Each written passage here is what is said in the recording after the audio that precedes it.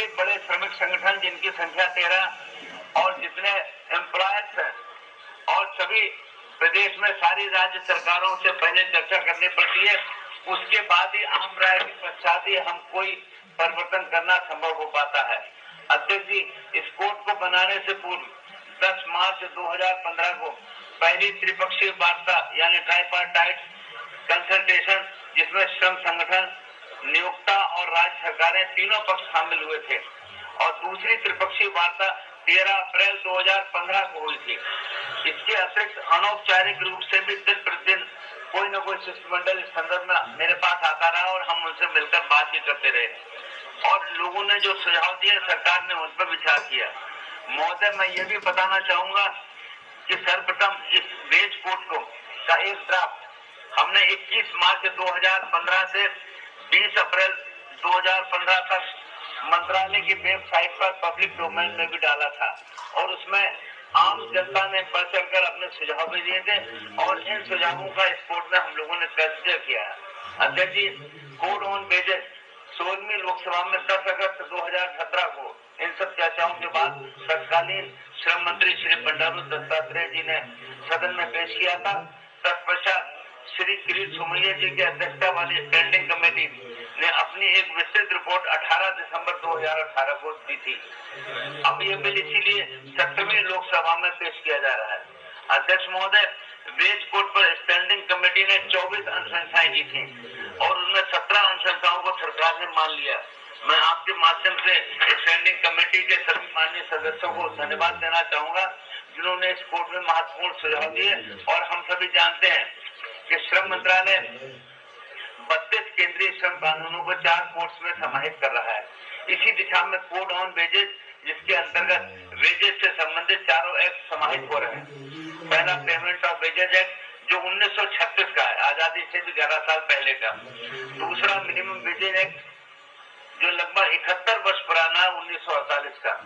तीसरा payment of bonus act 1965 का है, और इक्वल रेम्यूनरेशन एक्ट 1976 का है।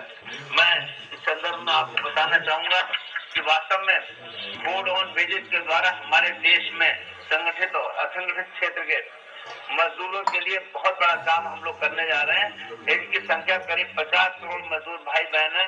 इन सब के लिए न्यूनतम मजदूरी का कानूनी अधिकार हमारी सरकार देने का काम कर रहा है, जो ऐतिहासिक है, और आजादी के बाद पहली बार ये कदम हम लोग मिलकर उठा रहे हैं। देखिए, 50 करोड़ की बात कही गई है। इसमें पीआरडी जवानों का, होमगार्डों का, ग्राम चौकीदारों का, संविदा कर्मियों का, काफ़ी लोगों का नाम आएगा। तो इसी प्रकार की जानकारियाँ पाने के लिए आप चैनल को सब्सक्राइब करते रहें, वीडियो को लाइक करें, कमेंट शेयर अवश्य करें। न्यूनतम मजदूरी का कानूनी अधिकार मिल जाएगा।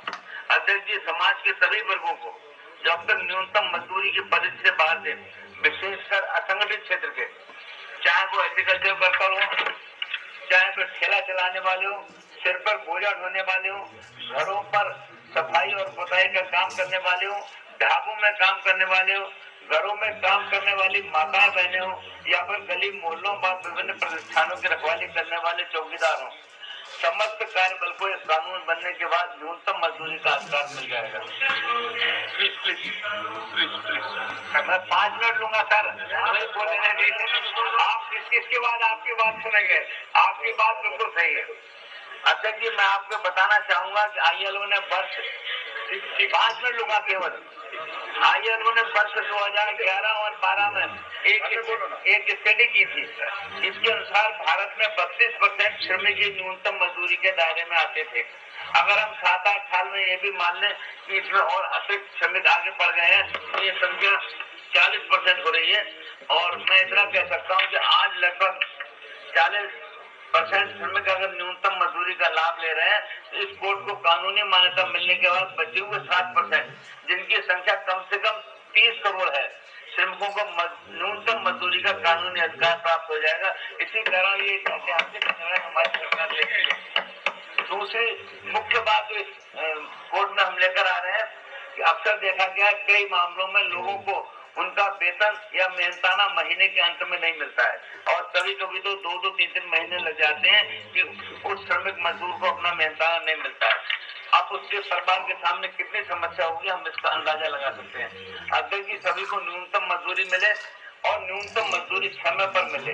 ये हमारी सरकार की जिम्मेदारी है और इस कोर्ट में हम ये सुनिश्चित कर रहे हैं। मासिक वेतन वालों को अगले महीने की 7 तारीख तक, साप्ताहिक आधार पर काम करने वालों को सप्ताह के अंतिम दिन दिहाड़ी पर काम करने वाले मजदूर भाई बहन को उसी दिन मजदूरी मिले, इसका प्रावधान इस कोर्ट में किया जा रहा है।